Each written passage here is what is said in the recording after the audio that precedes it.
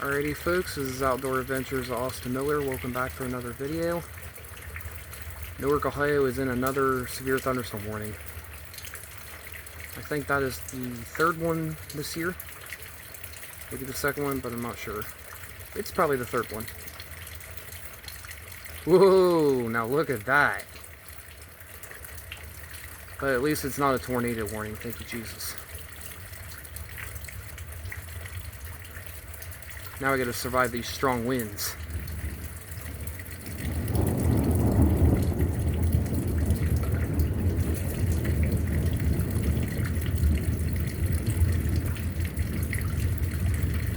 Anyone in the path of those storms and tornadoes in Kentucky and other areas, I pray for you guys. Stay safe out there.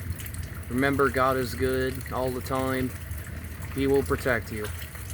Gather with your loved ones or friends or kids, your aunts and uncles, everyone.